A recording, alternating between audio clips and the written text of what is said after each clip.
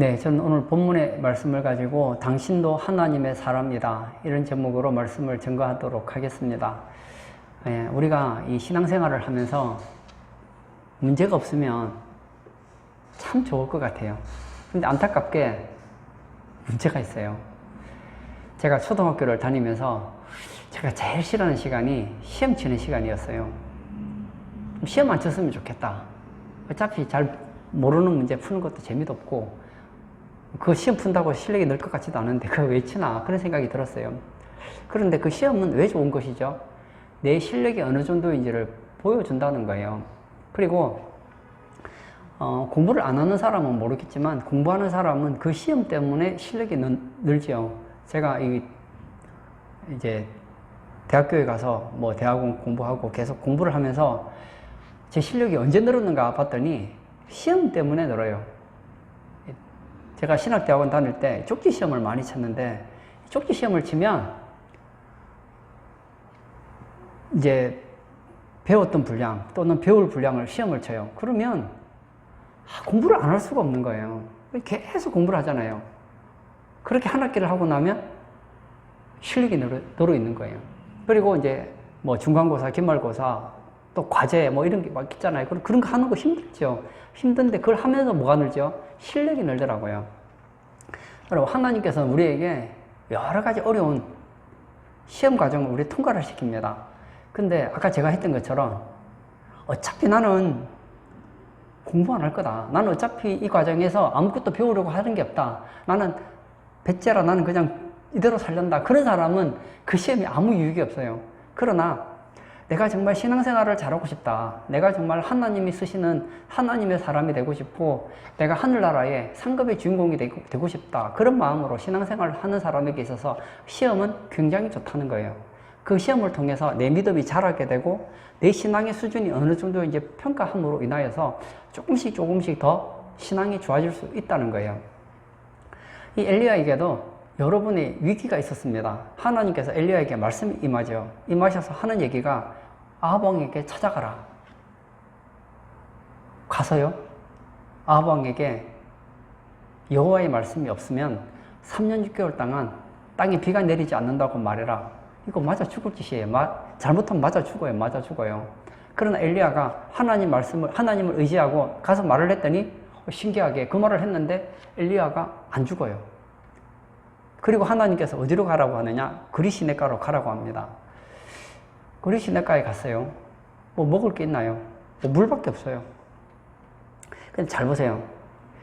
나는 가기 싫은 그리시네가를 하나님은 가게 했습니다. 가기 싫어요. 아무도 없는 그리시네가에 가서 뭘 합니까? 그런데요, 그게 또 사는 길이라는 걸 아세요?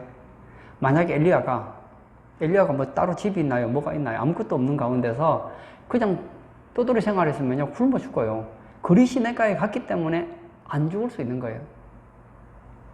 거기서 엘리야는 여러 가지 경험을 합니다. 배가 고파요. 먹을 때만 되면 어디서 왔는지 하늘에서 까마귀들이 떼를 지어서 날아옵니다. 날아와서 떡과 고기를 어디서 가져왔는지 가져다 줘요. 야, 신기하죠? 그리고 이제 떡을 먹고 고기를 먹고 살아가요. 살아가던 중에 이제 그리시네가의 물이 점점 말라요. 이제 여기 있으면 이제 안 돼요. 만약에 까마귀는 뭐 떡하고 고기를 가져온다고 하더라도 물이 없으면 어떻게 해요? 목말라 죽잖아요. 그때 하나님께서 또 어디로 가라고 하느냐? 이번에는 이 사르밧으로 가라. 사르밧에 가면 내가 한 과부를 준비해 놓겠다. 그래서 또 갔어요. 갔더니 그 사르밧 과부가 이 부자는 그나마 나은데 과부예요. 가난해요. 아들 하나랑 살고 있는데 이제 마지막 양식, 기름 조금과 가루 조금 가지고 이제 그거 가지고 이제 우리로 말하면 떡 좀 만들어서 전을 해서 먹고 이제 죽으려고 하던 그 과정이었어요. 거기 가서 또 얘기하라는 거예요. 어떤 얘기요? 그거 가지고 먼저 나를 위해 조그마한 떡을 만들어서 먹고 그 위에 먹으면 하나님께서 3년 6개월에 남은 흉년의 기간을 살게 해줄 거다. 그렇게 얘기를 하시더라는 거예요. 이것도 얼마나 이게 벼룩의 간을 떼먹는 거잖아요. 엘리야가 또 순종을 합니다. 그런데 이건 좀 달라요. 그리시네가의 기적은 엘리야의 순종만으로 가능하지만 이 사르밧의 기적은 이 엘리야의 순종과 이 사르밧 과부의 순종이 만나야 되는 거예요. 만약 이 사르밧 가부가 순종하지 않으면 어떤 일이 일어날까요? 그 가루에, 그리고 그 기름이 3년 6개월 동안 풍성히 차는 기적은 일어나지 않았을 겁니다. 그러나 엘리야는 잘못이 없어요. 왜냐? 엘리야는 시킨 대로 했기 때문에. 누가 잘못한 거죠? 사르밧 가부가 잘못한 거예요. 그러면요, 엘리야는 또 다른 사람을 들어서 살게 할 거예요. 그러나 이 사르밧 가부는 진짜 그 가루 조금과 기름 가지고 한 끼 먹고 이제 죽는 거예요. 둘의 순종으로 인하여서 기적이 만들어졌습니다. 저는 하나님께 너무 감사한 게, 뭐 제가 이제 유튜브를 한 지가 벌써 몇 달 됐죠. 벌써 부흥회 때부터 했으니까 이제 한 달, 두 달 정도 됐나요, 지금? 지금 이제 2달 되어 가는 것 같은데, 이 부흥회를 기점으로 제가 이제 이 유튜브를 시작했는데, 이 유튜브를 하면서 제가 원래 좀 사람들이 제게 이런 얘기를 하더라고요. 목사님도 유튜브를 해보세요. 아유, 유튜브는 무슨 유튜브. 아니, 난 뭐, 기계치인데 내가 뭐, 다룰 줄도 모르고, 동영상 만들 줄도 모르는 내가 무슨 유튜브를 하느냐고. 아이고, 그거는 잘하시는 목사님이 하시고, 저는 안 할랍니다. 그랬어요. 그런데, 어느 날, 갑자기, 기도하던 중에, 하나님께서 제게 어떤 마음을 불어넣어 주시느냐면, 유튜브를 하고 싶은 마음을 불어넣어 주는 거예요. 아이, 갑자기 뜬금없는 왜 유튜브냐. 근데 기도를 하면 계속 그 유튜브에 대한 마음이 떠나가지를 않는 거예요. 그래서 유튜브를 할 줄 몰라서 유튜브를 보고 유튜브를 배웠어요. 그래서 유튜브 채널을 하나 만들어서 혼자서 이제 실험을 좀 했죠. 하던 과정 가운데서 옆에서 도와줘서 삼각대도 생겼고, 뭐 이것저것 생기고 또 도와줘서 지금 유튜브를 지금 운영을 하고 있는데, 그때는 제가 뜬금이 없더라고요. 내가 유튜브를 한다고 해서 누가 듣겠냐, 솔직히. 이름도 없는 무명의 목사 설교를 누가 듣겠냐. 그런 생각을 가지고 만들었는데, 제가 2가지 은혜를 입었어요. 하나는 뭐냐? 말했잖아요. 엘리야가 하나님 말씀에 순종했기 때문에 하나님께서는 엘리야를 책임지셨어요. 하나님께서 엘리야에게 주신 첫 번째 명령이 뭐죠? 아합에게 가서 목숨을 내걸고 이 땅에 여호와의 말씀이 없으면 3년 6개월 동안 흉년이 일어난다는 그 말에 순종했더니 하나님은 그때부터 엘리야의 먹고 사는 문제를 책임지셨어요. 제가 이 유튜브를 하면서 내가 이 유튜브를 해서 내게 돌아오는 이익이 뭔가, 아까운 시간을 유튜브 하려면 또 설교도 또 해야 되고, 그리고 그것도 올려야 되고, 또 뭐 편집도 해야 되고, 이것저것 일도 많고, 너무 번거롭다 이런 생각을 했는데, 하면서 제일 은혜 받은 사람이 누구냐? 저예요. 저는 제 설교를 제 설교는 모으지만 제 설교를 잘 안 들었어요. 근데 제 설교를 들으면서 은혜를 받았어요. 이제부터 제가 유튜브를 올리면서 제가 보지 않고 유튜브에 동영상이 올라간 건 하나도 없어요. 제가 다 봤어요. 하나도 빠짐없이 다 봤어요. 저는 다 봤어요. 보세요. 설교 준비한다고 설교 준비했죠. 여기서 지금 설교하죠. 지금 녹화되죠. 이 설교를 제가 또 보죠. 이번 주 수요일인가요? 수요일에도 제가 설교를 해서 녹음을 시켰어요. 녹화를 시키고 수요일에 볼 시간이 없는 거예요. 그래서 목요일에 따로 시간을 내서 동영상을 또 봤어요. 제가 너무 은혜를 많이 받은 거예요. 제가 너무 은혜를, 이런 말하면 이상하게 보일지, 제가 어쨌든 제 설교를 듣고 은혜를 많이 받았어요. 저는 유튜브가 누구를 위한 유튜브인가 처음에 몰랐어요. 유튜브를 만들면 누구에게 도움이 된다는 거냐? 너다, 너. 제가 도움을 제일 많이 받고 있어요. 유튜브 때문에. 유튜브에 동영상을 올리고 유튜브를 보면서, 오늘도 제가 이거 설교하기 전에 집에서 뭘 봤느냐? 이번 부흥회 때, 오늘 본문에 했던 이 본문의 내용을 제가 부흥회 때 무슨 설교를 했는가 하고 내가 또 한번 들어봤어요. 은혜가 되는 거예요. 은혜가 되는 거예요. 아직까지는 내가 부흥의 설교를 지우지를 않았어요. 언제부터 지우느냐? 제가 하는 설교가 일주일에 4편을 제가 올리거든요. 그 중에 2개가 올라가고 2개는 저장이 돼 있어요. 그래서 제가 이게 설교가 지금 올라가려면, 지금 오늘 하는 설교가 올라가려면 한 2달? 한 2달 정도 걸릴 거예요. 2달 좀 더 걸릴지도 모르겠네요. 그러면 그동안에 시간이 있기 때문에 제가 올리진 않지만, 이제 조금 시간이 지나면 이제 앞에 설교는 없어지고 또 올리고 이런 식으로 제가 할 거란 말이에요. 제가 너무 도움을 많이 받은 거예요. 그런데 제가 이 유튜브를 하게 됐던 이유가 있어요.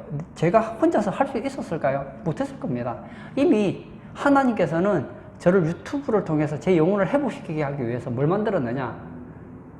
이미 유튜브를 만들 수 있는 방법을 가르치는 사람들을 이미 다 준비해 놓으셨더라고요.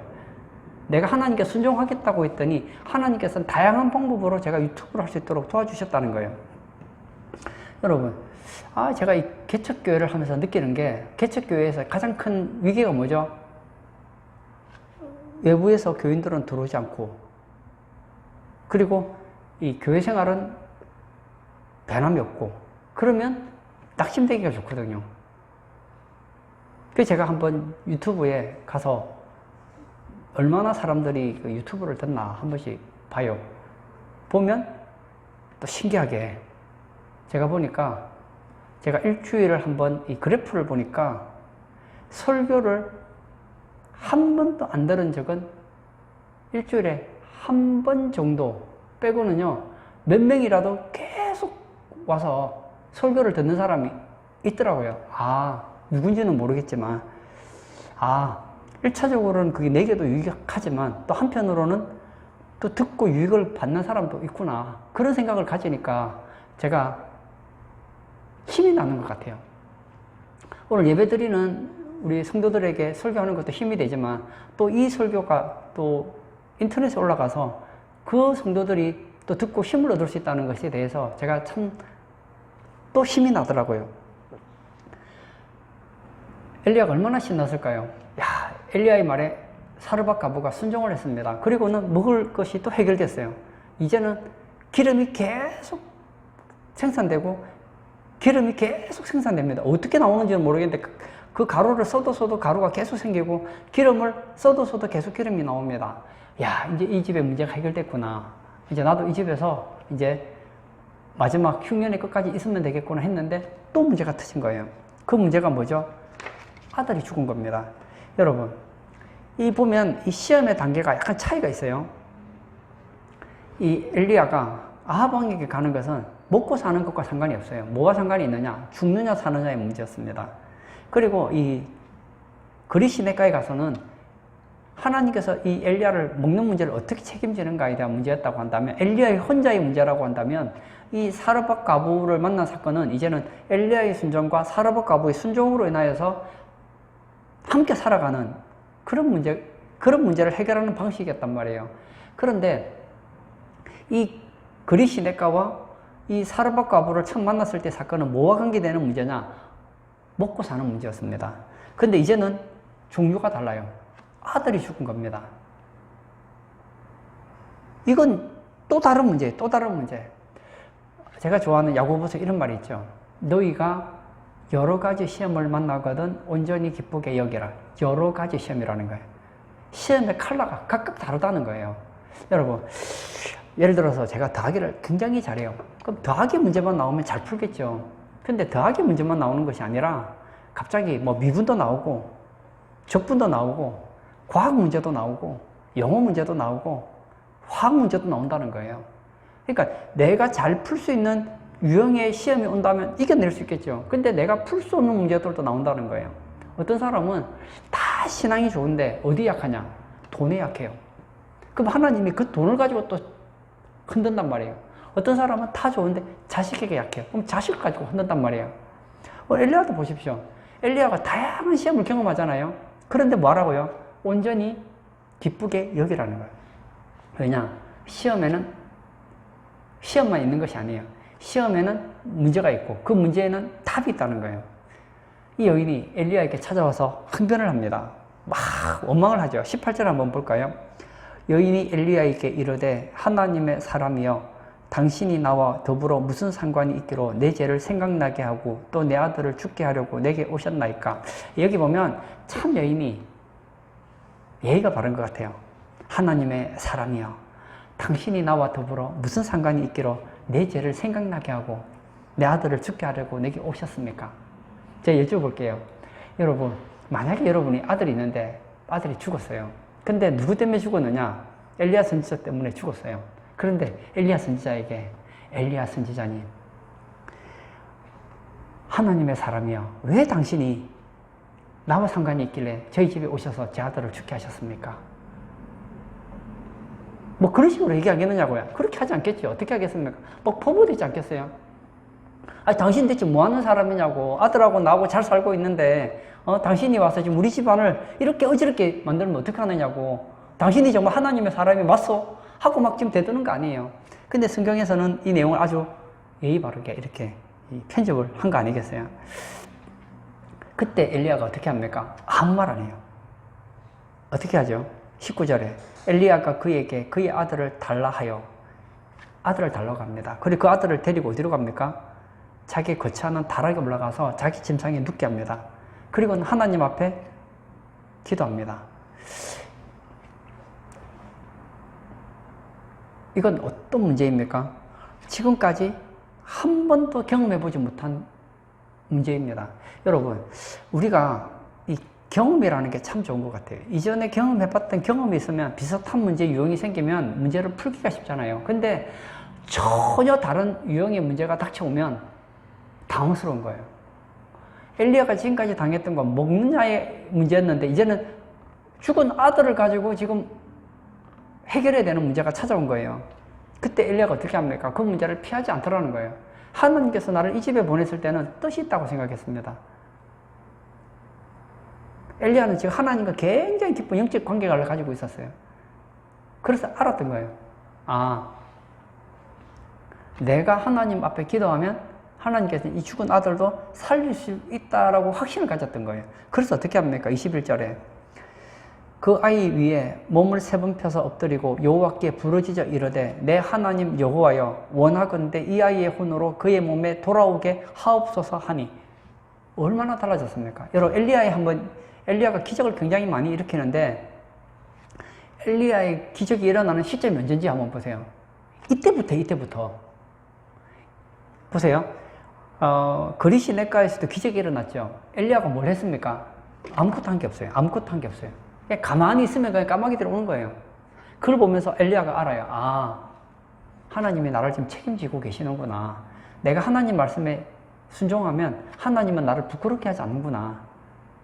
내가 하나님 말씀에 순종하여 그리시 냇가에 왔더니 하나님께서는 까마귀들을 통해서라도 나를 먹이시는구나. 이걸 알았어요.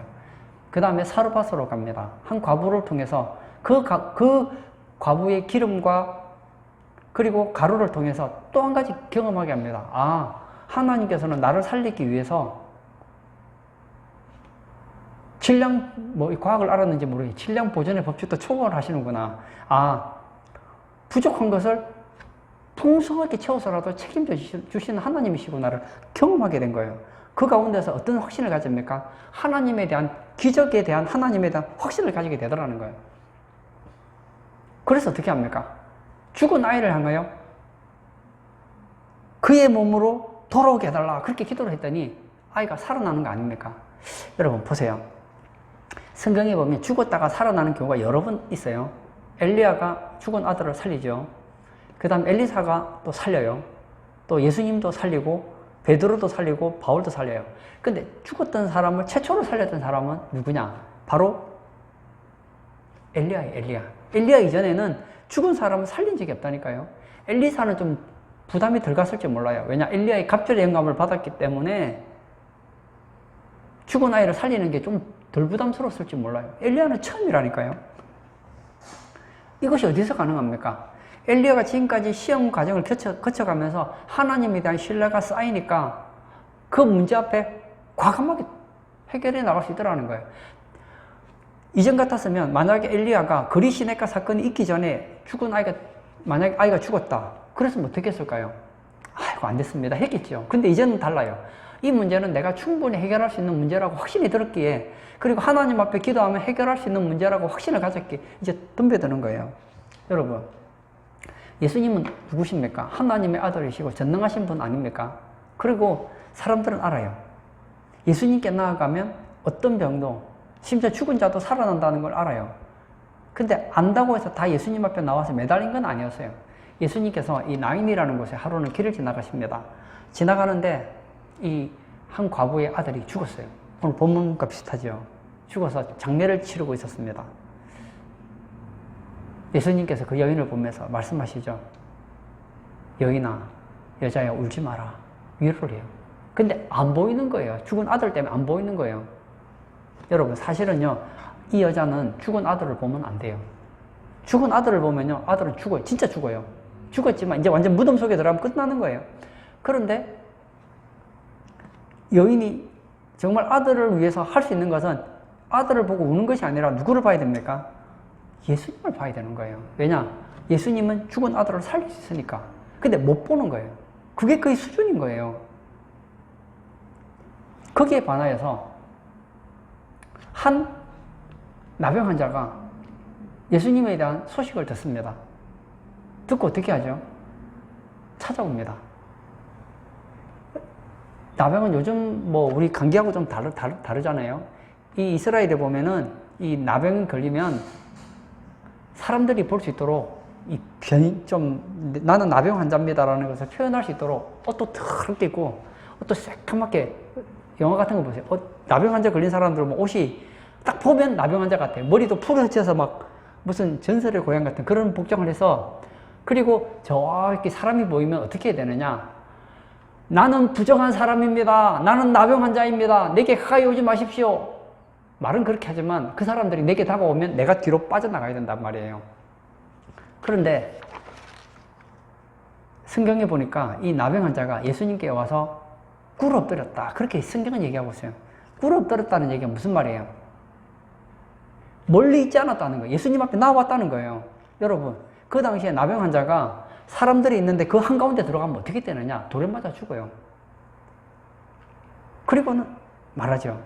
주여, 원하시면 나를 깨끗하게 할 수 있습니다. 이게 나병 환자의 믿음이거든요. 믿음 없는 사람들은 나인성 과부의 어머니 같아요. 그 과부 같아요. 문제가 생기면 문제에 빠져서 울어요, 울어. 끝났구나, 절망이구나. 오늘 본문에 나와 있는 이 과부처럼 막 원망을 하죠. 하나님을 원망하고, 엘리야를 원망하고, 환경을 원망하고, 나라를 원망하고, 민족을 원망하고, 이웃들을 원망합니다. 그러나 나병 환자는 그렇지 않아요. 왜냐? 내가 이 문제를 가지고 예수님 앞에 나아가기만 한다면, 예수님께서 나의 소원을 들어주시기만 한다면 된다. 여기서 주여 원하시면이라는 말의 의미가 뭘까요? 주여 원하시면. 원하시면의 이 말의 뜻은 나한테 확신한다는 거예요. 예수님께서 원하시기만 하면 이까지 나병은 아무 문제가 안 된다는 걸 확신을 가졌다는 거예요. 제가 마태복음 1장, 2장, 3장, 4장, 5장, 6장, 7장 이게 보면 이 나병 사건이 언제 나오느냐? 예수님께서 산상수훈 말씀을 전하시고 내려와서 나병 환자를 고치시는 내용이 나오거든요. 그리고 나서부터 본격적으로 이제 병자를 고쳐줘요. 그 이전에는 예수님께서 하나님의 나라를 전가하셨지만 병자를 그렇게 뭐 많이 고쳤다는 얘기는 별로 없는 것 같아요. 이렇게 딱 시각적으로 보여준 가장 큰 클라이막스가 언제냐? 이 나병 환자 사건이거든요. 이 사건이 터지고 나서부터 이제 사람들이 막 몰려오기 시작하는 거예요. 나병을 고쳐? 나병을 고치면 어떤 병에도 고칠 수 있겠냐고 이제 그때부터 사람들이 막 몰려오기 시작하는 거예요. 이제 귀신 들린 사람들을 데려오고 막 다 낫죠, 이제. 모든 병과 모든 귀신 들린 자를 다 고치죠. 엘리야에게 뭐가 있었느냐? 바로 이런 믿음이 있었다는 거예요. 여러분, 우리가 신앙생활을 하면 많은 기도 응답도 받고 많은 시험 가운데서 신앙이 자라요. 신앙이 자라야 되는데 아까 제가 얘기했잖아요. 어떤 사람은 여러 가지 시험을 만났는데 시험을 통해서 아무런 레슨을 못 받는 사람이 있어요. 그런 사람은요, 또 다른 문제가 닥치면 또 자포자기해버려요. 넘어져 버려요. 보세요. 이 기적을 엘리야만 경험했습니까? 아니죠. 엘리야가 경험했던 그 경험을 사르밧에 있는 이 과부도 똑같이 경험한 거예요. 똑같이 경험했는데 반응이 다르죠. 이 사르밧 과부는 나인성의 과부처럼 죽은 아들만 쳐다봐요. 그리고 엘리사를 막 원망합니다. 그러나 엘리야 선지자는 어떻게 합니까? 그 문제를 가지고 자포자기하거나 과부에게 여보시오, 말이 좀 지나친 것 같습니다. 내가 뭘 잘못했습니까? 내가 만약 오지 않았다면 당신과 당신 아들은 벌써 굶어 죽었을 거예요. 나 때문에 지금까지 며칠이라도 살아난 거 아닙니까? 너무 말 함부로 하는 거 아닙니까? 하고 대들 수도 있잖아요. 그래서 말싸움 붙었겠죠. 그런데 어떻게 하죠? 얘기 안 해요. 이 문제는 하나님과 내가 단판을 지어야 될 문제지 그 여자랑 논쟁할 문제가 아니라는 걸 알았기 때문에 어떻게 하죠? 아이를 데리고 자기 침대에 눕히는 거예요. 그리고 기도합니다. 그리고 하나님께 그 아이를 살려달라고 부르셨잖아요. 이 믿음이 어디서 나왔습니까? 그리시네가와 사르밧에 있는 그 기름과 그리고 가루를 통한 그 기적을 통해서 믿음이 자라는 거 아닙니까? 저는 여러분들에게 외치고 싶어요. 사랑하는 성도님, 여러분들은 그 기적을 통해 믿음이 자라나십니까? 아니면 기적을 경험할 뿐입니까? 이 사르밧 과부를 보세요. 기적을 경험했지만 믿음은 전혀 안 자랐어요. 오늘 본문을 계속 보면 나오겠지만 엘리야는 시간이 지나면 지날수록 믿음이 더 자라요.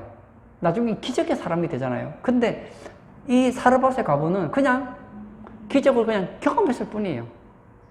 기도하고 그냥 기도 응답 받았을 뿐이에요. 여러분, 위기가 닥쳤을 때 우리에게 필요한 건 뭐냐? 그 문제를 가지고 하나님 앞에 나아가는 게 필요해요. 근데 오늘 수냄 여인은 그 문제를 가지고 하나님께 나아가지를 않습니다. 그냥 원망하고 불평하죠. 이스라엘 백성들하고 너무 흡사하지 않아요? 이스라엘 백성들을 하나님께서 광야로 이끌으셨습니다. 하나님의 목적은 한 2년 정도 훈련을 딱 시켜서 율법을 가르치게 해서 율법을 깨닫고 하나님의 뜻을 알게 하고 하나님 말씀을 가르치고 한 1년 정도 훈련을 시켜서 하나님 말씀은 사실이구나. 하나님은 신뢰할 만한 분이구나. 이걸 경험하게 해주려고 하늘에서는 구름이 둥실둥실 여러분이 움직인다고 구름이 움직입니까? 안 움직이잖아요. 하늘에 구름이 둥실둥실 올라가요. 떠다녀. 구름이 움직이면 나도 움직이고 구름이 있으면 나도 서요. 그리고 밤이 되면 그 밤에 있는 구름에서 빛이 나는 거예요. 와, 영광의 빛이 나요.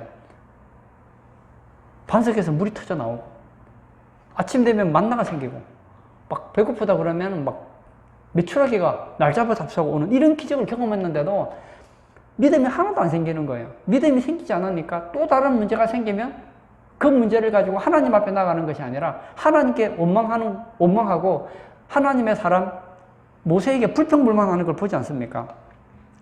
여러분, 진짜 위기가 생겼을 때 우리에게 필요한 건 뭔지 아십니까? 지금까지 갈고 닦았던 그 실력을 쓸 때라는 거예요. 여러분, 위기는 뭐냐? 실력을 갈고 닦을 시간인 거예요. 제가 예를 들어서 금도를 배웠습니다. 도장에 가서 금도를 배웠어요. 금도를 열심히 해서 금도 2단이 됐어요. 그리고 오늘도 평소와 다름없이 금도를 가지고 가고 있는데 가다가 깡패들을 만난 거예요. 이제 그 그물로 끝냈습니다. 이제는 뭘 할 때입니까? 그 그물 가지고 지금까지 내 갈고 닦을 실력 가지고 이제 건달들, 그 불량배들을 쫓아내는 시간 아닙니까? 그런데 건달들을 만나는 순간 금도 2단은 어디론가 가고 없어요. 그리고는 당장 무릎을 꿇고 빌고 있다면 갈고 닦은 그 금도 실력 2단이 무슨 소용이 있느냐 말이에요. 아무 필요가 없잖아요. 유도를 배웠으면 적을 만났으면 이제 기술을 걸어댈 때 아니에요. 평소에 우리가 형통한 날에는 하나님을 경험하고 하나님께서 경험한 그 믿음을 가지고 이제 위기의 순간에 그 믿음을 써야 되는데 그 때가 언제냐? 위기의 순간이라는 거예요. 이런 위기의 순간에 하나님 앞에 나아가서 이 문제를 하나님 안에서 단판을 짓는 이 실력이 필요한데 잘 안 되면요.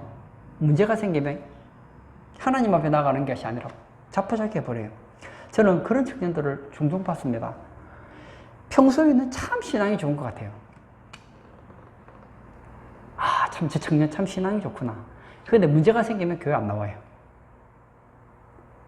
그건 뭘 말하죠? 그 청년의 신앙이 형편없다는 걸 증명해 주는 거예요. 진짜 신앙이 좋은 청년의 특징이 뭐죠? 평소에는 신앙이 좋은지 안 좋은지 잘 몰라요. 좋은 것 같아요. 근데 위기의 순간에 닥치면 이제 그 신앙을 쓰는 거예요. 그동안 갈고 닦았던 그 믿음을 가지고 하나님 앞에 나아가서 그 문제를 해결해 나가는 거예요. 저는 라인홀드 니버가 했던 말들을 제가 참 좋아하는데, 라인홀드 니버가 누군지도 잘 몰라요, 솔직히. 잘 모르지만 그게 그 기도에 대한 그분의 철학이 제가 참 마음에 들었어요. 문제가 생기면 하나님 앞에 가지고 나아가서 하나님 앞에 답판을 지으라는 거예요. 근데 만약 하나님께서 그 기도에 응답해 주시지 않는다면 뭐하라고요? 수용하라는 거예요. 안 되는 것은 포기하고 되는 것은 해결하라는 거예요. 우리 앞에 문제가 있으면 그 문제에 대한 결론은 두 가지겠죠. 되든지 안 되든지 할 거 아니에요. 하나님 앞에 가지고 나아갔는데 하나님께서 그 문제를 해결해 주시면 해결되는 게 좋은 거니까 아멘하고 받아들이면 되는 것이고, 해결되지 않은 것이면 하나님께서는 해결 안 되는 게 낫다고 하신 것이기 때문에 해결이 안 될 거 아니에요. 그러면 수용해야 되는 거 아닙니까? 저는 우리 교회에 대해서도 저는 두 가지 마음이 같이 있어요. 이 교회가 어쩌면 하반기부터 막 100명, 200명, 1000명, 10,000명 늘어날지도 모르겠어요. 감사하죠. 그런데 1년, 2년, 3년, 4년, 5년이 지나도 교인이 한 명도 안 날 수도 있겠죠. 내가 최선을 다했는데도 불구하고, 내가 하나님 앞에 그렇게 기도했음에도 불구하고 하나님께서 만약 성도들을 보내주시지 않는다면, 메추라기를 보내주시는 것처럼 보내주시지 않는다면 저는요 그냥 이 조건에서 감사할 거예요. 저는 우리나라에 대해서 똑같은 마음이 있어요. 제가 이 선거하기 전에 제가 하나님 앞에 기도를 참 많이 했어요. 제 나름은 많이 했던 것 같아요. 선거를 위해서. 근데 결국 이 선거를 제가 원했던 방식은 아니지만 하여튼 어떤 선거 결과가 일어났어요. 결과는 이미 됐잖아요. 그러면 그 결과에 대해서 내가 더 이상 원망하고 싶은 생각은 없는 거예요. 지금 잘은 모르겠는데 제가 어떤 조선일보인가요? 어떤 신문을 봤더니 문재인 정부가 들어오고 나서 빚이 지금 100조가 넘었다고. 100조인지 1000조인지 하여튼 어마어마하게 지금 기하급수적으로 빚이 늘어나고 있다는 얘기를 들었어요. 제가 뭘 할 수 있습니까, 지금? 우리나라 빚이 100억이 늘어나든, 100조가 늘어나든, 1000조가 늘어나든, 내가 할 수 있는 거 없잖아요. 기도할 뿐이지. 계속 5,000조 계속 올린다면 우리나라 망하지 않도록 기도하는 수밖에 내가 뭐 더 있겠어요. 그래서 저는 나라 때문에 스트레스를 안 받아요. 어차피 바꿀 수 없는 것에 대해서 여러분 스트레스 받지 마세요. 여러분 가정 때문에 힘드십니까 혹시? 힘들면요 수용하세요. 라인홀드 니버가 말했던 것처럼 하나님께서 지금 그 가정에 대해서 변화를 시켜주시지 않는다면, 기적을 일으켜 주시지 않는다면 지금 그 가정에서 불평할 것도 없고 상처받을 것도 없고 그 가운데서 은혜 받으면서 신앙생활 하세요. 그래서 저는 요즘에 나라를 보면서 별로 스트레스를 안 받아요. 선거 전에는 스트레스를 많이 받았어요. 다윗과 같이. 다윗이 밧세바와 간음을 해서 아이를 임신하잖아요. 그리고 아이를 낳았어요. 그런데 나단 선지자가 와서 말합니다. 당신의 아들이 죽을 거예요. 그때 다윗이 어떻게 하죠? 막 기도하잖아요. 하나님 앞에 살려달라고. 근데 애가 죽었어요. 근데 신하들이 말을 못하는 거예요. 아니 아이가 죽는다는 얘기를 듣고도 저렇게 식음을 전폐했는데 만약 그 아이가 죽었다는 얘기를 들으면 다윗 임금이 어떻게 될까 했더니 이 다윗이 분위기를 보니까 뭐가 수근수근 그래요. 와서 와봐라. 아이가 죽었느냐? 예, 죽었습니다. 그랬더니 다 씻고 깨끗한 옷 입고 야 그동안 밥 못 먹었는데 밥 가져와라. 그 밥 먹는 거예요. 이상한 거예요 이게. 상식적으로 생각하면 아들이 살아있을 때는 밥 먹고 아들이 죽고 나면 슬퍼야 되는데 이 왕은 좀 이상한 왕이야. 그래서 왜 그러십니까? 했더니 왕의 얘기가 그거예요. 아이가 살아있을 때는 아이가 죽는다고 했지만 혹시 하나님께서 나를 불쌍히 여겨서 우리 아이를 살려주실까 생각했지만 이제 아이가 하나님께 데려가셨기 때문에 내가 아이에게 갈 수는 있지만 그 아이가 내게는 올 수 없기 때문에 더 이상 이제 바꿀 수 없는 것에 대해서는 내가 그냥 받아들이겠다는 거예요. 하나님의 뜻을 받아들이겠다는 거예요. 그래서 저는 요즘에 나라 돌아가는 것 때문에 스트레스를 전혀 받지 않아요. 전혀 받지 않아요. 예. 왜 내가 나라 때문에 스트레스 받습니까? 예. 교회 때문에도 스트레스 받으면 안 되는데. 여러분, 마찬가지예요. 여러분, 가정에 대해서도요, 여러분, 하나님 앞에 1대1로 깊이 한번 나가보세요. 나가서 하나님께서 해결해 주시면 너무 감사하지만, 하나님께서 지금 해결해 주시지 않는다면, 어차피 해결 안 될 건데 스트레스 받아서 뭐 하겠어요? 이겁니다. 이게 우리에게 절대적으로 필요해요. 그런데 엘리야는 알았습니다. 뭘 알았죠? 환경을 보지 않았어요. 누구를 봅니까? 죽은 자를 살리신 하나님을 봐요. 그리고 하나님 앞에 나아가서 살려냅니다. 하나님이 살려주셨죠. 예수님의 제자들이 풍랑이는 바다에서 죽어갈 때, 이러다가 우리 물 빠져 죽겠구나 할 때 예수님께 저 멀리서 척퍽 걸어오시니까 제자들이 보니까 이거 유령인 것 같아요. 뭐 귀신 같은 게 막 걸어오니까 귀신이다 그러는데 자세히 보니까 귀신이 아닌 것 같아요. 누구냐 하고 봤더니 예수님인 거예요. 그때 베드로가 예수님께 말씀하시잖아요. 주시거든 나를 걸어오라고 좀 얘기해 주세요. 오라. 그래서 무리를 걸었는데 첨뻑 걷기 시작해요. 그때부터 기적이 일어나요. 막 무리를 걸어요. 무리를 걷는 사나이. 걷다가 바람을 보고 무서워 빠지는지라. 성경이 그렇게 되어 있어요. 바람을 보고 무서워 빠지는지라. 제가 한번 질문할게요. 여러분, 바람을 볼 수 있습니까? 뭐 초현미경으로 보면 뭐 볼 수 있을지 모르겠지만, 여러분, 우리 보통 정상인의 눈은 더군다나 밤에, 시커먼 밤에 그 바람이 보이느냐고요? 안 보인다고요. 그러면 베드로가 본 건 대체 뭘까요? 바람을 본 게 아니에요. 환경을 본 거라고요. 무리를 걷고 있는 자기 환경을 보니까, 이게 이성으로 딱 생각해 보니까 이게 지금 말이 안 되는 거예요. 지금 바람이 불고 나는 물 위에 서 있고, 내가 물 위에 서 있으면 깔아앉는 게 정상인데 물 위를 걷는 건 말이 안 돼. 쑥 빠져 들어가는 거예요. 그때 예수님께서 그걸 살려주시잖아요. 왜 의심하였느냐? 믿음이 적은 자요. 이거예요. 의심하면 그때부터 빠지는 거예요. 의심하면 빠지는 거예요. 여러분, 엘리야의 행동은 복잡하지 않았습니다. 지금 죽은 아이 때문에 막 엘리야에게 불평하고 원망하는 그 여인을 얘기를 들으면서 엘리야는 아무 말도 안 해요. 그냥 자기가 거처하는 다락으로, 그 과부의 다락으로 가지고 갑니다. 우리도 마찬가지입니다. 문제가 있으면요, 시끄럽게 떠들 필요 없어요. 제일 좋은 것은 기도해 줄 사람이 있으면, 기도의 동력자들에게 기도 부탁하는 정도라면 모르겠지만, 뭐 기도 부탁할 거 아니라면 말하지 않는 게 좋아요. 시편 121편에 제가 좋아하는 말씀이 있습니다. 시편 121편에는 나의 도움이 어디서 올꼬? 이 시인이 문제가 있어요. 내 힘으로 해결할 수 없는 문제가 생겼습니다. 나의 도움이 어디서 올꼬? 나의 도움은 천지를 지으신 여호와에게서로다. 여러분, 나의 문제가 있잖아요. 내가 지금 해결하고 싶은 문제가 있는데 하나님은 누구냐? 천지를 지으신 분이에요. 아무것도 없는 데서 천지를 만드신, 이 세상을 만드신 하나님이라면 내 문제는 아무것도 아니잖아요. 그래서 이 시인은 누구를 자신의 도움으로 삼느냐? 하나님을 나의 도움으로 삼아요. 그 사람이 누구냐? 바로 다윗이었어요. 다윗은 문제가 생길 때마다 하나님을 붙잡았습니다. 왜냐? 다윗이 믿는 하나님은 어떤 하나님이냐?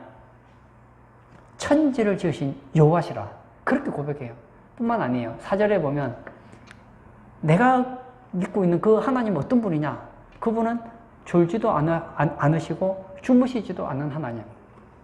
우리 주변에 우리를 예를 들어 도와주는 분이 있다. 아무리 능력 있는 분이라도 밤이 되면 자야 되고 또 자기 볼일도 봐야 되잖아요. 근데 하나님은 우리를 얼마나 관심을 가지는지 전능하셔서 피곤하지도 않는가 봐요. 주무시지도 않고 우리를 돌보신다는 거예요. 우리를 보살펴 주신다는 거예요. 그리고 지금부터 영혼까지 지키시리로다. 여러분, 우리가 믿는 하나님이 그런 하나님이에요. 그 하나님을 다윗처럼 우리가 받아들일 수만 있다면 어떤 고백이 나오느냐? 천만인이 나를 둘러 진친다 하여도 나는 두려워하지 아니하리이다. 참 멋진 고백이잖아요. 근데 다윗이 항상 그랬느냐? 아니에요. 여러분, 사무엘 상하를 읽어보면 사울왕이 다윗을 죽이려고 막 얼마나 괴롭힙니까? 그때 다윗이 믿음이 좋을 때는, 보세요. 우리의 믿음은요, 가만히 있는 게 아니에요. 믿음 움직여요. 예수님께서 종종 제자들에게 하셨던 말 있잖아요. 너희 믿음을 어디에 두었느냐? 왜 의심하느냐? 믿음이 적은 자들아. 제자들이 믿음이 없는 게 아니라니까요. 환경을 보면 믿음이 작아져 버려요. 믿음이 이사를 가버린다니까요. 하나님께서 다윗을 지켜주셔서 사울왕이 아무리 다윗을 죽이려고 해도 다윗은 죽일 수가 없는 존재였습니다. 그런데 다윗의 마음에 어떤 생각이 딱 들었느냐? 하나님이 안 보여요. 환경이 딱 보여요. 아, 내가 이렇게 도망다니다가 필경은 내가 사울의 손에 죽겠구나. 다시요. 시편 121편에 다윗은 뭐라고 고백했느냐? 나의 도움은 천지를 지으신 여호와시로다. 그분은 주무시지도 않고 졸지도 않고 지금부터 영원까지 지켜주신다고 고백할 때는 당당했습니다. 세상이 겁나지 않았어요. 똑같은 다윗이에요. 그런데 내가 사울왕이 쫓겨다니 보니까 내가 이렇게 쫓겨다니다가 언젠가 사울 손에 잡히면 난 죽겠지. 그럴 바에는 내가 블레셋 왕에게 내가 좀 잠시 몸을 피하는 게 좋겠다. 그리고 어떻게 하죠? 피하잖아요. 다윗의 믿음이 없어진 것이죠. 근데 성경에 보면 그때부터 하나님께서 다윗을 도와주셨다. 하나님께서 다윗에게 말씀하셨다. 그런 얘기가 안 나와요. 차이는 뭐죠? 똑같은 다윗인데 문제 앞에 하나님을 바라보느냐 환경을 바라보느냐. 그런데 저도요, 제 부끄러운 좀 과거, 이 신성교회 오기 전에 제가 부끄러운 과거가 하나 있어요. 저는요, 답을 알아요. 문제가 생기면 하나님 앞에 나아가야 된다. 하나님께 맡기면 된다. 이게 제 소신이었는데요. 여기 오기 전에 여러 가지 형편 때문에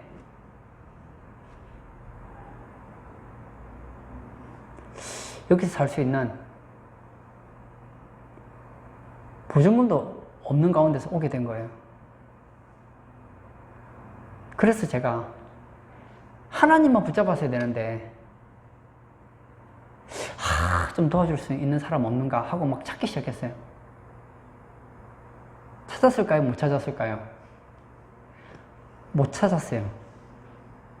못 찾고 기도하다가 야단만 시금 맞았어요. 결국 하나님께서 다 책임지셨는데 내가 하나님을 신뢰를 못했더라고요. 그때 보니까. 그래서 제가 나는 내 인간적으로 최선을 다한다고 좀 누가 날 도와줄 사람 없는가 하고 이 사람 저 사람 막 찾았는데 결국은 뭐 그런 사람 있지도 않았고 찾지도 못했어요. 대신에 기도하다가 오늘 본문에 나와 있는 엘리야와 같은 모습이 아니라는 걸 내가 알게 됐어요. 말로는 나의 도움은 천지를 지으신 여호와에게서로다 했는데 막상 문제가 생기니까 내 믿음이 이사를 가버린 거예요. 그리고 그때 내가 회개를 많이 했어요. 하나님, 아직도 제 믿음이 형편없네요. 제가 하나님 믿고 신앙생활하는 목사인데 이게 하나님께서 이 교회 가라고 한 걸 내가 분명히 알았거든요. 근데 그때 몇 번 간증했잖아요. 나는 이 교회 올 마음이 1%도 없었어요. 기도하는 가운데 하나님이 가라고 하셨어요. 확신을 주셨거든요. 그럼 보세요. 하나님께서 나를 이 교회에 보내는 게 확실하다면 다 책임지는 건 하나님이 책임지는 건 100% 사실인데 왜 내가 쓸데없는 걱정을 했는지 몰라요. 베드로처럼 환경을 보니까 두려워 물에 빠지는 거예요.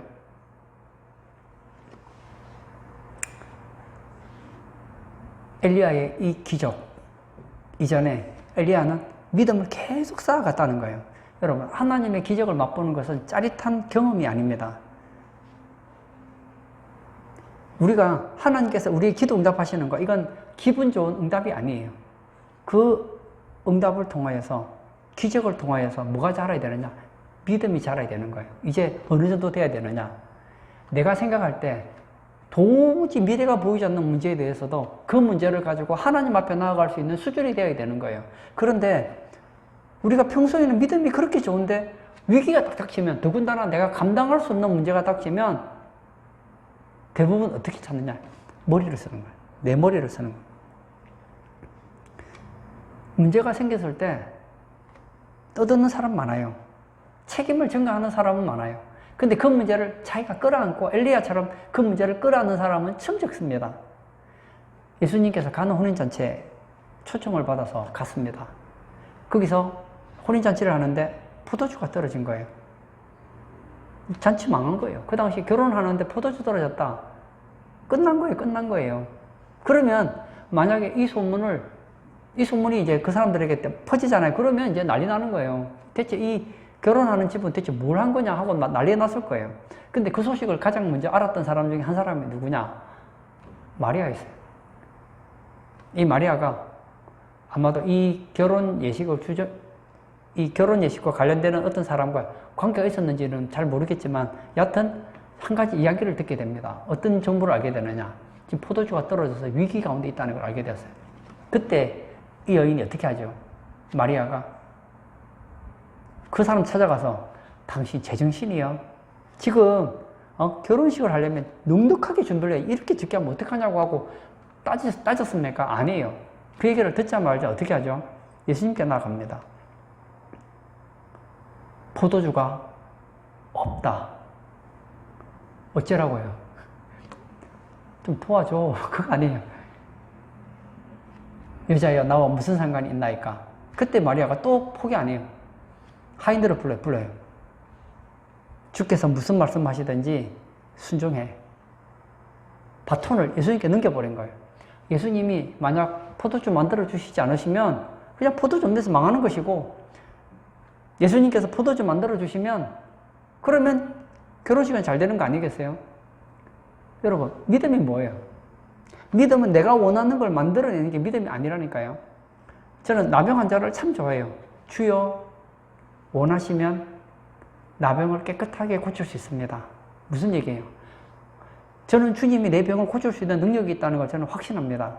그렇지만 주님이 만약 내 병을 고쳐주시기를 원하지 않으신다면 아멘입니다. 자, 받아들이겠습니다. 그 고백이거든요. 이 마리아 보세요.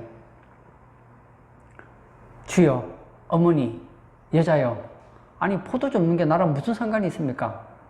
야, 너 그렇게 정이 없냐? 아무리 네가 제자들하고 왔어도 그렇지, 이 집에 그렇게 포도주가 없다는데 좀 도와주면 안 되냐? 그럴 수 있잖아요. 근데 그렇게 말하지 않아요. 뭐라고 해요? 하인들에게 주께서 시키는 대로 해라. 만약 예수님께서 야, 난 너희들한테 할 말 없으니까 돌아가라. 그러면 돌아가는 거예요, 그냥. 근데 예수님께서 어떻게 하시죠? 어머니 얘기를 듣고 기적을 일으키시잖아요. 내 때가 얼마 되지 않았다고 했는데 기적을 일으키시잖아요. 항아리에 물을 부었어요. 연회장에게 갖다 줬어요. 했더니 이전보다 더 맛있는 포도즙이 만들어져서 기적이 일어난 거 아닙니까? 이 마리아는 어떻게 했습니까? 그 문제를 예수님께 가지고 나아가잖아요. 우리 가정에 문제가 있으십니까? 그 문제 가지고요, 네가 잘했느니 내가 잘했느니 말하는 사람 많아요. 교회에 문제가 생기면 너가 잘했느니 내가 잘했느니 말하는 사람은 많아요. 그러나 이 마리아처럼 엘리야처럼 그 문제를 가지고 하나님 앞에 나아가서 다윗처럼 천지를 지으신 여호와 앞에 나아가는 사람은 많지 않다고요. 근데 그게 언제 만들어지느냐? 지금 시험 가운데 있을 때 지금 그런 믿음을 만들어내야지 결정적인 위기의 순간에 사용할 수 있다고요. 24절도 한번 볼까요? 24절. 여인이 엘리야에게 이르되 내가 이제야 당신은 하나님의 사람이시요 당신의 입에 있는 여호와의 말씀이 진실한 줄 아노라 하니라. 야, 저는 이 얘기를 들을 때 씁쓸한 것과 벅찬 감격을 같이 느낍니다. 여인이 엘리야에게 뭐라고 합니까? 이제야 당신이 하나님의 사람인 걸 알았습니다. 그럼 지금 몰랐다는 거 아니에요. 그리고 또 뭐라고 하죠? 당신의 입에 있는 여호와의 말씀이 진실한 줄 아노라 하니라. 하나님의 사람 엘리야가 이렇게 얘기하죠. 먼저 그 떡을 가지고 내게 대접하면 하나님께서 이 흉년의 때를 기름과 가루가 부족하지 않게 해줄 겁니다. 그래서 순종을 했어요. 해서 기적을 경험했습니다. 그러면 하나님 말씀에 순종한 엘리야를 말씀에 순종했더니 자기가 하나님께서 주신 그 엘리야의 그 말에 순종했더니 먹을 것이 해결됐어요.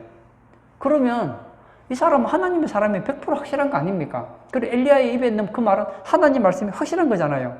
그런데 뭐라고요? 이제 알겠대, 이제 알겠대요.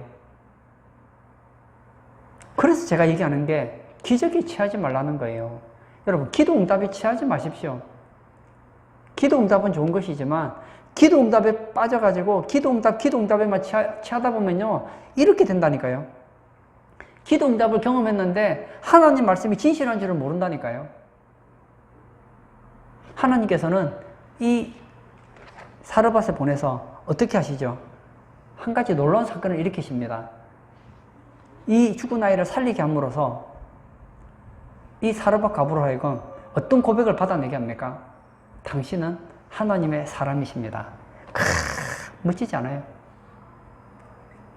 엘리야는 이긴 거예요. 시험을 잘 통과한 거예요. 저는 여기 오늘 예배 참석하시는 우리 성도님들이 이런 이름을 가지시기를 저는 바라요. 아, 집사님 말고요, 말고.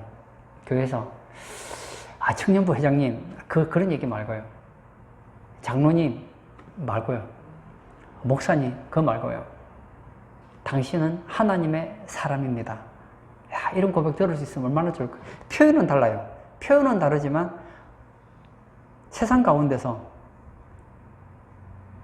이 믿음 없는 이런 사르밧 과부를 통해서 고백을 들었던 것처럼 이런 고백을 들을 수 있으면 얼마나 좋을까요? 성경에 보면 이 믿음의 사람들은 주변의 사람들에게 이런 고백을 종종 들었던 걸 보게 돼요. 이 다니엘 알죠? 이 다니엘이 얼마나 믿음이 좋습니까? 느부갓네살에게 고백을 받잖아요. 야, 다니엘, 너희 하나님은 진짜다, 진짜. 벨사살 왕에게도 인정받고 다리오 왕에게도 인정받잖아요. 그리고 어느 정도로 그가 신앙생활을 잘하고 정직했던지 이 다리오 때 그가 총리가 되죠. 총리 중에 총리가 됩니다. 총리 중에 총리가 되었을 때에 이 주변의 측근들이 이 노예 출신인 이 다니엘을 좀 어떤 트집을 잡고 싶은데 너무 완벽하니까 트집 잡을 게 없어요. 근데 한 가지는 알았어요. 딱 조사를 해보니까 이 다니엘은 믿음이 좋아요. 이 다니엘은 하루에 3번씩 문을 열어놓고 하나님께 기도하는데 죽는다고 하더라도 이 다니엘은 하나님 앞에 기도하는 걸 포기하지 않을 거다. 누가요? 원수들이 알았다고요. 얘는 믿음 하나는 끝내주는 애야. 그래서 절대로 죽인다고 해도 기도하는 걸 포기하지는 않을 거야. 그래서 왕에게 찾아가죠. 다리오 왕에게. 왕이시여. 왕의 권위를 세우기 위해서 앞으로 어떤 일정한 기간을 두고 그 기간 동안에는 다른 신에게 저라면은 사자굴에 집어넣어서 사자밥이 되게 하도록 합시다. 그래서 왕의 권위를 좀 세우시면 좋을 것 같습니다. 그러지. 그리고 딱 숨어 보니까 아니나 다를까 다니엘이 그 얘기를 듣고도 어떻게 하죠? 탁 하나님 앞에 무릎 꿇고 기도하는 거예요. 예루살렘을 바라보면서 기도를 해요. 창을 열어놓고 그 고발하잖아요.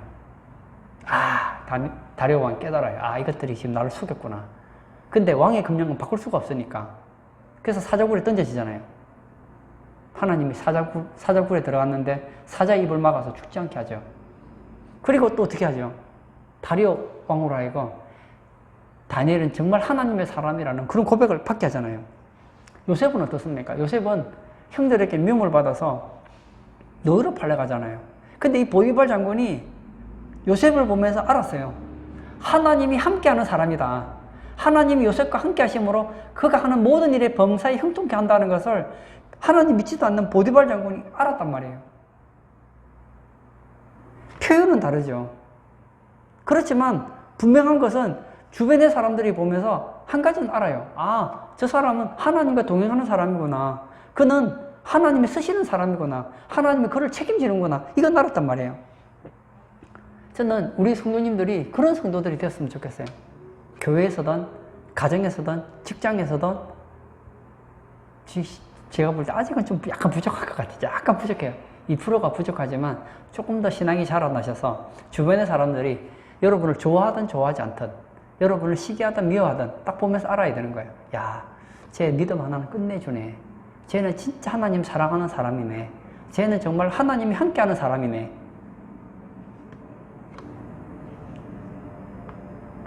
그런 우리 성도님들 되시기를 축복합니다. 결론을 짓고자 합니다. 하나님 우리에게 때때로 어려움을 허락하세요. 문제를 주십니다. 왜냐? 그 문제를 통해서 우리의 믿음이 자라나게 하려고. 여러분, 우리의 자라난 그 믿음이 우리의 상급이요. 그리고 그 문제를 해결한 것이 우리의 상급이요. 하나님을 영화롭게 하는 것이 우리의 상급이요. 하나님을 높이는 것, 그리고 세상 가운데서 우리가 하나님의 사람으로 하나님의 말씀이 진실하다는 걸 드러내는 것, 이것이 마지막 주님이 다시 오실 때 우리의 영화로운 몸이 되는 비결이라는 거예요. 우리가 잊지 말아야 될 호칭이 뭐냐? 당신은 하나님의 사람입니다. 아니. 당신도 하나님의 사람입니다. 이런 고백을 듣는 우리 성도님 되시길 축복합니다. 아멘. 이 시간 한번 같이 기도하도록 하겠습니다. 많은 분들이 믿음이 있다고 하지만 문제가 닥치면 그 문제를 가지고 하나님 앞에 나아가기보다는 불평하고 원망하고 낙심합니다. 그들은 믿음을 잃어버린 거예요. 믿음이 적은 거예요. 여러분, 정말 우리가 어렵고 힘든 문제가 닥쳐올 때마다 더욱더 믿음으로 대처하여서 하나님께 영광이고 사람들의 문제를 해결해주는 그런 믿음의 사람이 되게 해달라고 우리 한번 다 같이 기도하도록 하겠습니다.